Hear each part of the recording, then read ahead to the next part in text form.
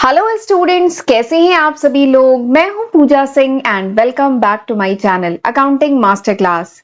And आज इस lecture से हम स्टार्ट करने जा रहे हैं एक new subject, that is auditing.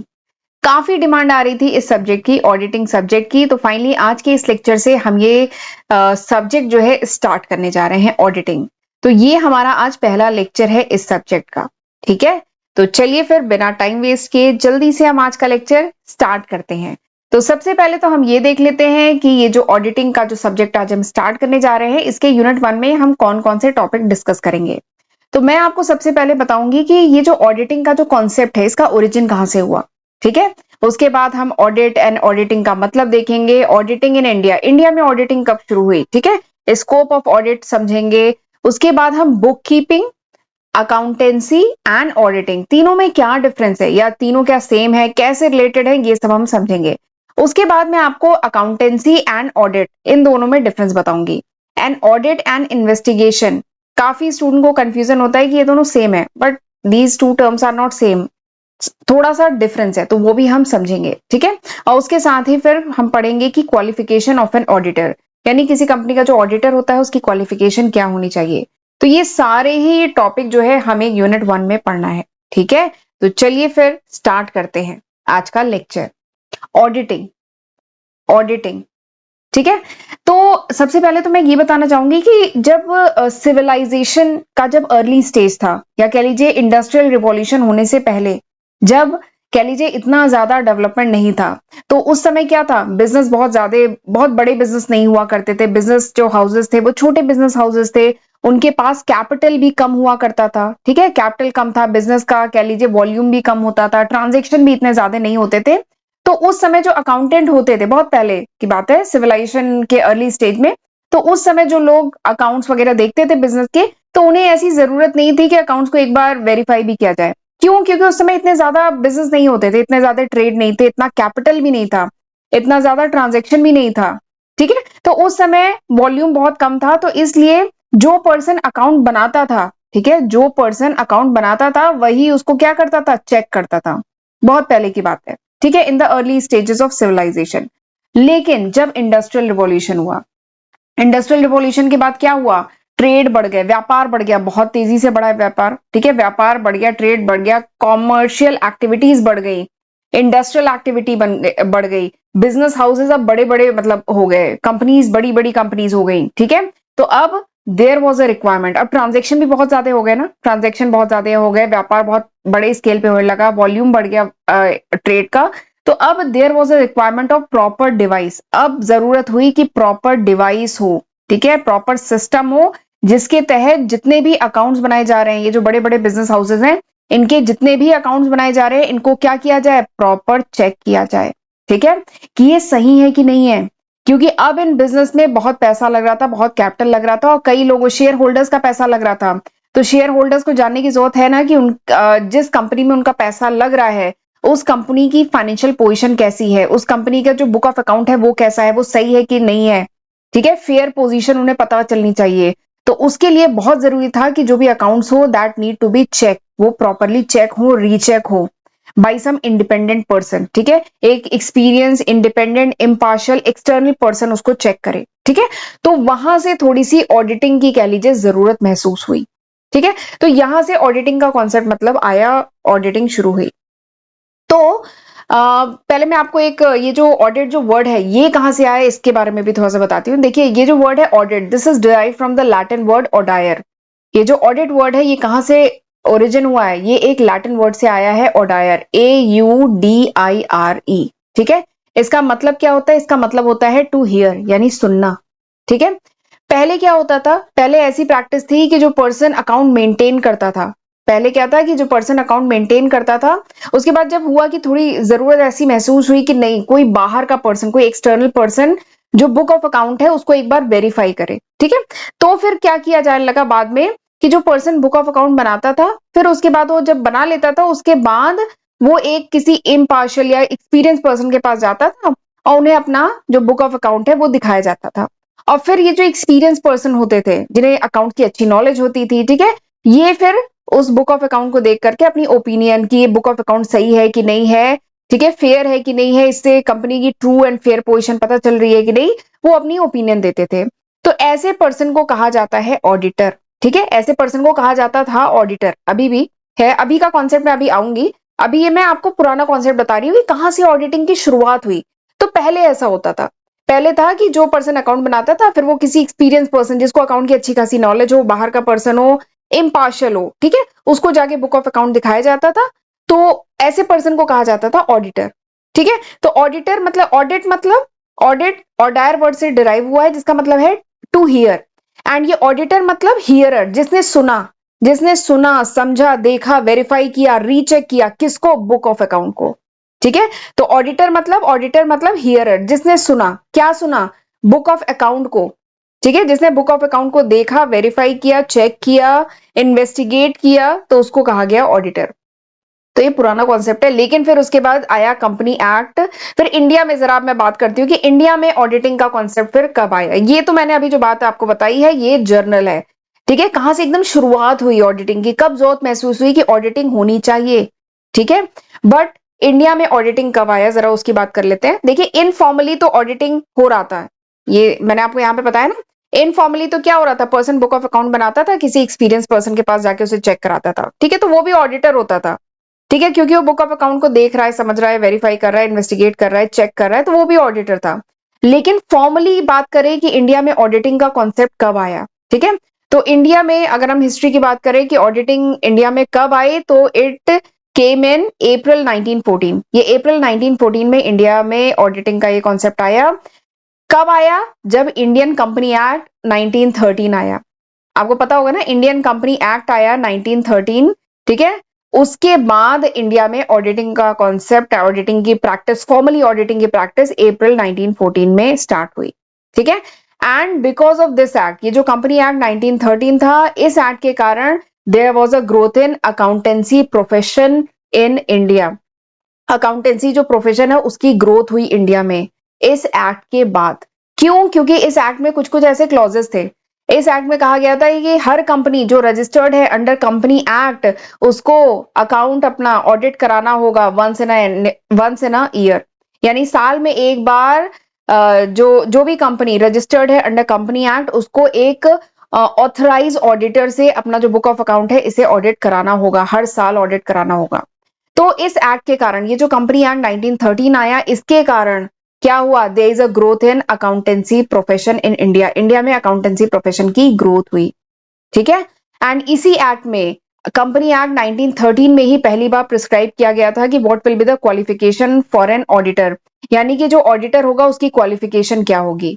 मैंने बताया ना, पहले क्या होता था, पहले किसी भी इम्पार्शियल पर्सन हो, एक्सपीरियंस पर्सन हो, नॉलेजेबल पर्सन हो, उसके पास ले जाके बुक ऑफ अकाउंट को चेक कराया जाता था। ठीक है, लेकिन फिर जब कंपनी एक्ट आया, एक बार स्क्रीन को क्लियर करती हूँ, लेकिन जब कंपनी एक्ट 1913 आया, उसके बाद पहली बार प्रिस्क्राइब किया गया कि नहीं, किसी भी एक्सपीरियंस या क्वालिफाइड नहीं, किसी भी एक्सपीरियंस या इम्पार्शियल पर्सन से बुक ऑफ अकाउंट वेरीफाई नहीं कराया जाएगा। There has to be certain qualification of an auditor. जो जो ऑडिट करेगा बुक ऑफ अकाउंट को, जो क्रॉस चेक करेगा, वेरीफाई करेगा, उसकी एक पर्टिकुलर क्वालिफिकेशन होनी चाहिए। ठीक है, वही पर्सन एक कंपनी का ऑडिटर हो सकता है, वही कंपनी का जो बुक ऑफ अकाउंट है उसे ऑडिट करेगा, वही रिपोर्ट मानी जाएगी। ठीक है, तो इस कंपनी एक्ट 1913 में पहली बार ये बात कही गई थी। फिर उसके बाद हम जानते हैं चार्टर्ड अकाउंटेंट, ये मैं पहले भी एक बार डिस्कस कर चुकी हूँ। चार्टर्ड अकाउंटेंट एक्ट आया 1949 में। ठीक है, हम जानते हैं ना, चार्टर्ड अकाउंटेंट एक्ट आया 1949 में। और फिर इस एक्ट के बाद क्या हुआ, प्रॉपर जो अकाउंटेंसी प्रोफेशन है उसको एक ऑटोनॉमी मिली। ठीक है, चार्टर्ड अकाउंटेंट एक्ट आया था 1949 में, जिसके तहत क्या एस्टैब्लिश किया गया था, आईसीएआई। आईसीएआई जानते हैं ना, institute of chartered accountant of India. तो चार्टर्ड अकाउंटेंट एक्ट आया था 1949 में, उसके तहत आईसीएआई स्टैब्लिश किया गया। और फिर जो अकाउंटेंसी प्रोफेशन है इंडिया में, सीए सीएस, ये जो अकाउंटेंसी प्रोफेशन है इंडिया में, इनको ऑटोनॉमी प्रोवाइड की गई। ऑटोनॉमी प्रोवाइड करने का मतलब क्या है कि जो भी रेगुलेशंस हैं, ठीक है, ऑटोनॉमी प्रोवाइड करने का मतलब है कि जो भी रेगुलेशंस है, जो भी कंट्रोल है, जो भी मैनेजमेंट है इस प्रोफेशन का, अकाउंटेंसी प्रोफेशन का, अब ये सेंट्रल गवर्नमेंट नहीं देखेगी। ये कौन देखेगा? ये देखेगा आईसीएआई। ये इंस्टीट्यूट देखेगा जो इस एक्ट के तहत स्टैब्लिश किया गया है। ये बात समझ में आई। ऑटोनॉमी प्रोवाइड करने का मतलब क्या है कि जितने भी अकाउंटेंसी प्रोफेशन है इंडिया में, उनको रेगुलेट करना, कंट्रोल करना, और उनके मैनेजमेंट को अब कौन देखेगा? उन्हें सेंट्रल गवर्नमेंट नहीं देखेगी, उन्हें वो इंस्टीट्यूट देखेगा जो इस एक्ट के तहत इस्टेब्लिश किया गया है। और इस एक्ट के तहत कौन सा इंस्टीट्यूट इस्टेब्लिश किया गया है? ICAI, institute of chartered accountant of India. ये अब institute of chartered accountant of India के हाथों में है कि वो अब मतलब अकाउंटेंसी की जो प्रैक्टिसेस है इंडिया में, जो प्रोफेशन है, उसको देखे, उसको रेगुलेट करे, उसे कंट्रोल करे, उसका मैनेज करे। ठीक है। और फिर ICAI ने फिर प्रिस्क्राइब किया। ICAI फिर एग्जाम कंडक्ट कराती है, और जो पर्सन वो एग्जाम क्लियर करता है उसी को फिर CA का सर्टिफिकेट मिलता है, और वही कंपनी का एक ऑथराइज मतलब ऑडिटर हो सकता है। ठीक है। तो इस तरीके से ऑडिटिंग इंडिया में स्टार्ट हुई। ठीक, समझ में आ गया होगा आई थिंक। चलिए आगे बढ़ते हैं। अब हम देखते हैं ऑडिटिंग की डिफिनीशन। ठीक, एग्जाम में आएगा ऑडिटिंग। वैसे आपको काफी कुछ समझ में आ गया होगा, बट एक फॉर्मल हमें डिफिनीशन भी लिखनी है एग्जाम में। तो जरा मैं अब आपको बताती हूँ ऑडिटिंग होती क्या है। ठीक है। And this definition is given by Taylor and Perry. इन्होंने ये डिफिनीशन दी थी ऑडिटिंग की। ठीक है। तो ऑडिटिंग क्या है? Auditing is an investigation. Auditing क्या है? ऑडिटिंग एक इन्वेस्टिगेशन है। कौन करता है? ऑडिटर करता है। पहले एक बार मैं इसको रीड कर देती हूँ। ठीक है। देखिए, आप भी वीडियो को पॉज करके एक बार इसे रीड करिएगा। An audit is an investigation. और जितने भी कीवर्ड्स है ना, उनको मैंने पर्पल कलर में हाईलाइट किया है, तो ये कीवर्ड्स ध्यान में रखने हैं। ऑडिट क्या है? ऑडिट एक इन्वेस्टिगेशन है। कौन करता है? By an auditor into the evidence from which the final revenue account and balance sheet और other statement of organization have been prepared. ठीक है। यानी ऑडिटिंग क्या है? ये एक इन्वेस्टिगेशन है। कौन करता है? ऑडिटर करता है। कैसे करता है? Bye evidences. एविडेंसेस मतलब सबूत। बुक ऑफ अकाउंट बना ली, ठीक है, PL अकाउंट बना लिया, बैलेंस शीट बना ली, लेकिन बनाया कैसे? कुछ वाउचर्स होंगे ना, कुछ वाउचर्स होंगे, कुछ रिसिप्ट्स होंगी, कुछ डॉक्यूमेंट होंगे जिनके बेसिस पे PL अकाउंट बैलेंस शीट बनाई गई होगी ना, तो वही है एविडेंस, वही है इसके सबूत। ठीक है। तो ऑडिट एक इन्वेस्टिगेशन है जो ऑडिटर करता है। किससे करता है इन्वेस्टिगेशन? एविडेंस से करता है। ठीक है। जिनका यूज किया गया है for preparing the final revenue account. Revenue account मतलब PL account and balance sheet या दूसरे स्टेटमेंट जो ऑर्गेनाइजेशन के हैं, उन्हें बनाने में जिन एविडेंस को यूज किया गया है उनको इन्वेस्टिगेट करता है। क्यों इन्वेस्टिगेट करता है ऑडिटर? बताइए क्यों इन्वेस्टिगेट करता है? इन ऑर्डर टू असर्टेन, ताकि ऑडिटर असर्टेन कर सके कि जो बैलेंस शीट है, जो PL अकाउंट है, या जो ऑर्गेनाइजेशन के दूसरे स्टेटमेंट है, it is presenting a true and fair view. यानी ये सब क्या शो कर रहे हैं? ये एक ट्रू और सही पिक्चर ऑर्गेनाइजेशन की, सही एक्यूरेट एंड सही पिक्चर ऑर्गेनाइजेशन की शो कर रहे हैं। ठीक है। एंड ऑडिट एक पर्टिकुलर ड्यूरेशन का होता है। ठीक है। जैसे लास्ट फाइनेंशियल ईयर का ऑडिट है, 1 साल का ऑडिट है, ठीक है, या 3 महीने का ऑडिट है, 6 महीने का ऑडिट है, तो हमेशा एक पर्टिकुलर ड्यूरेशन होती है, पर्टिकुलर पीरियड अंडर रिव्यू होता है। ठीक है। इतने ड्यूरेशन के जितने भी एविडेंसेस हैं वो चेक किए जाते हैं बाय ऑडिटर, ताकि ये क्रॉस चेक किया जा सके कि कंपनी का जो फाइनेंशियल स्टेटमेंट है वो सब सही है कि नहीं है। ठीक है। एंड उसके बाद ऑडिटर क्या बनाता है? अपनी रिपोर्ट। जब ऑडिटर सेटिस्फाई हो जाता है कि नहीं सारी चीजें सही हैं, तो उसके बाद ऑडिटर लास्ट में क्या बनाता है? रिपोर्ट बनाता है। ठीक है। तो दिस इज ऑडिटिंग, ये होता है ऑडिटिंग। ठीक, समझ में आया? तो ऑडिट क्या है? ये एक इन्वेस्टिगेशन है बाय ऑडिटर। ठीक, इनटू द एविडेंस, एविडेंस देख करके, उन एविडेंस को from which final revenue account and balance sheet और other statement of the organization have been prepared, जिनसे बाकी स्टेटमेंट्स बनाए गए हैं, ताकि इन ऑर्डर टू असर्टेन, ताकि जो है असर्टेन किया जा सके कि ट्रू एंड फेयर पोजीशन की ऑर्गेनाइजेशन के जो फाइनेंशियल स्टेटमेंट है वो ट्रू एंड फेयर पोजीशन बता रहे हैं। ठीक है। और ये पर्टिकुलर ड्यूरेशन का ऑडिट होता है। ठीक। एंड उसके बाद जब ऑडिटर सेटिस्फाई हो जाता है, then he prepare the report. तो this is the definition of auditing given by Taylors and Perry. ठीक, आपको डिफिनीशन पता होनी चाहिए। अच्छा, कोई जरूरी नहीं है कि आप यही डिफिनीशन लिखें। आप ये जो लेक्चर ओवर हो जाए, इसके बाद ये जो टॉपिक मैंने पढ़ाए हैं ये आप अपनी बुक से पढ़िएगा। ठीक है। और जो आपको इजी डिफिनीशन लगे वो आप पढ़िएगा, लिखिएगा अपने एग्जाम में। ठीक है। एक और डिफिनीशन बताती हूँ ऑडिटिंग की। This is given bye RB Bose. Auditing की एक और डिफिनीशन है which is given bye RB Bose ने क्या कहा कि ऑडिट क्या है?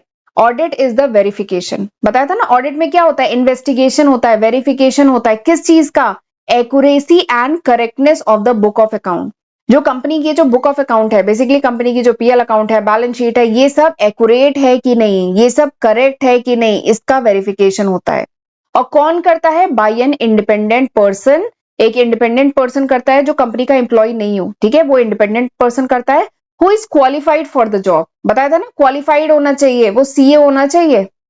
आईसीएआई ने प्रिस्क्राइब की है प्रॉपर क्वालिफिकेशन की, जो पर्सन ऑडिटर होता है उसकी क्या क्वालिफिकेशन होती है, ये प्रॉपरली आईसीएआई ने प्रिस्क्राइब किया हुआ है।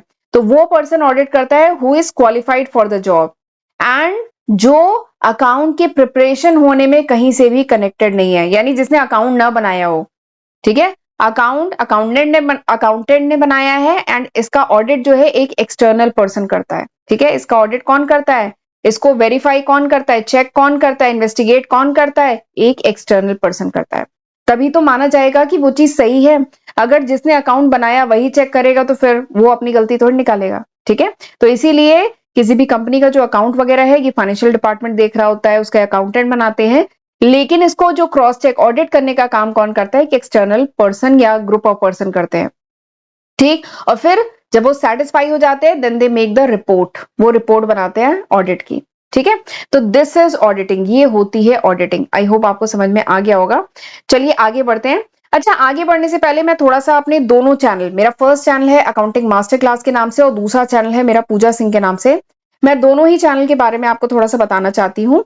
ये वो लिस्ट ऑफ सब्जेक्ट है, एक बार वीडियो को पॉज करके देख लीजिएगा। ये वो लिस्ट ऑफ सब्जेक्ट है जो मैं आज की तारीख यानी अगस्त 2023 तक अपने दोनों channel, first channel and second channel पे अपलोड कर चुकी हूँ। आप मेरा सेकंड चैनल, ये वीडियो आप फर्स्ट चैनल पे देख रहे हैं बट मेरा सेकंड चैनल भी जरूर सब्सक्राइब कर लीजिएगा। वहां पे आपको रिसर्च मेथोलॉजी, इनकम टैक्स और भी कुछ सब्जेक्ट वहां पे मिल जाएंगे।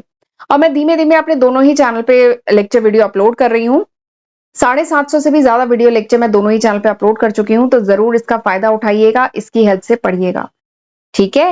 एंड एक बात और है कि ये अभी तक है, अगस्त 2023 तक, बट अगर ये वीडियो आप कुछ महीने बाद देख रहे हैं, कुछ साल बाद देख रहे हैं, तो होपफुली मैं इसमें और काफी न्यू सब्जेक्ट ऐड कर चुकी होंगी। ये अभी तक है, ठीक है।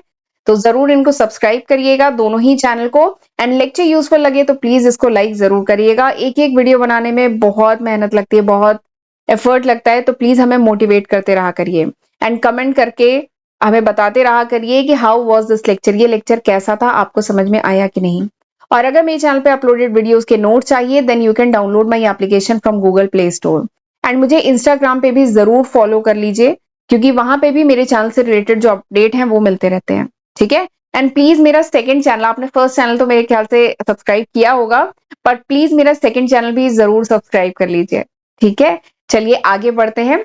अब हम देखते हैं, तो मैंने आपको ऑडिटिंग की डिफिनीशन वगैरह बता दी है, काफी कुछ ऑडिटिंग के बारे में बता दिया, ओरिजिन कहां से हुआ, इंडिया में ऑडिटिंग कैसे शुरू हुई, ये सब हम डिस्कस कर चुके हैं। तो यानी अब आपको ऑडिट का मतलब तो समझ में आ गया ना। ऑडिट क्या है बताइए? ऑडिट क्या है? Audit is the intelligent and critical examination, या कह लीजिए वेरिफिकेशन, या कह लीजिए investigation of the book of account of the business. यानी बिजनेस के जो बुक ऑफ अकाउंट है, पीएल अकाउंट है, बैलेंस शीट है, इन सबका इंटेलिजेंट एंड क्रिटिकल एग्जामिनेशन जो करते हैं ना, दैट इज ऑडिट, ठीक। कौन करता है? हुम, कौन करता है audit? Audit is done by independent person. Audit हमेशा कौन करता है? एक इंडिपेंडेंट पर्सन, एक्सटर्नल पर्सन, उसी कंपनी का पर्सन नहीं करता है, एक एक्सटर्नल पर्सन ऑडिट करता है, या सिंगल पर्सन या बॉडी ऑफ पर्सन भी करते हैं, ठीक है, क्योंकि डिपेंड करता है ना कंपनी कितनी बड़ी है। तो इंडिविजुअल पर्सन भी करता है या बॉडी ऑफ पर्सन भी करते हैं, who is qualified for the job. Qualified जरूरी है, ये क्वालिफाइड हो, ऑडिट की पोजीशन के लिए वो क्वालिफाइड हो, तभी उसकी रिपोर्ट मानी जाएगी, ठीक है। तो who is qualified for the job, तो वो ऑडिट करता है। और audit how, how audit is done, audit कैसे होता है बताइए? तो audit is done with the help of, कैसे ऑडिट किया जाएगा, कैसे माना जाएगा कि ये बुक ऑफ अकाउंट जो बना है, जो पीएल अकाउंट बैलेंस शीट बनी है, सही है कि गलत है, कैसे माना जाएगा? With the help of vouchers. जो ऑडिट है, ठीक है, इसे कैसे किया जाता है? With the help of vouchers, document, information और जो भी एक्सप्लेनेशन जो फाइनेंस डिपार्टमेंट प्रोवाइड करता है, अथॉरिटी प्रोवाइड करती है, उसके बेसिस पे ऑडिट होता है। एंड एंड में क्या होता है? ऑडिट के एंड में क्या होता है? जो ऑडिटर है होता है, जब वो सेटिस्फाई हो जाता है about the authenticity of financial account, ये जो फाइनेंशियल अकाउंट है ऑथेंटिक है, सही है, पीएल अकाउंट सही बना है, बैलेंस शीट सही बनी है, तो उसके बाद वो अल्टीमेटली क्या बनाता है? रिपोर्ट बनाता है, ठीक है। रिपोर्ट बनाता है about balance sheet and PL account, और उसमें लिखता है कि ये सही है, ट्रू एंड फेयर, है, ठीक है, all the state of affair of the organization. तो दिस इज ऑडिट, ये होता है ऑडिट, ठीक है। ये कोई बहुत डिफिकल्ट, बहुत टेक्निकल चीज नहीं है, बहुत इजी कॉन्सेप्ट है और बहुत इजी सब्जेक्ट है। इवन मैं कोशिश करूंगी कि 1 महीने के अंदर हम ये ऑडिटिंग का पूरा सब्जेक्ट कवर कर ले, ठीक है। तो दिस इज ऑडिट। और आज का लेक्चर अब मैं यहीं पे वाइंड अप करती हूँ। आज हमने ये 3 टॉपिक पढ़ लिए। आज हमने ऑडिट का ओरिजिन समझ लिया, मीनिंग समझ लिए, ऑडिटिंग कैसे इंडिया में स्टार्ट हुई ये समझ लिया, ठीक है। अब हम अगले लेक्चर में आगे के टॉपिक पढ़ेंगे, ठीक है। और ये जो आज मैंने पढ़ा है इसको आप बुक से पढ़ के रखिएगा तब तक, ओके। और प्लीज मेरे सेकंड चैनल को भी जरूर सब्सक्राइब कर लीजिएगा, आपसे एक रिक्वेस्ट है। और इस वीडियो को भी लाइक करिएगा, ठीक है, ताकि मैं मोटिवेशन मुझे मिलता रहे और मैं इसी तरीके से लेक्चर वीडियो लाती रहूं, राइट। तो चलिए मिलते हैं अगले लेक्चर वीडियो में, तब तक अपना ध्यान रखिएगा। God bless you.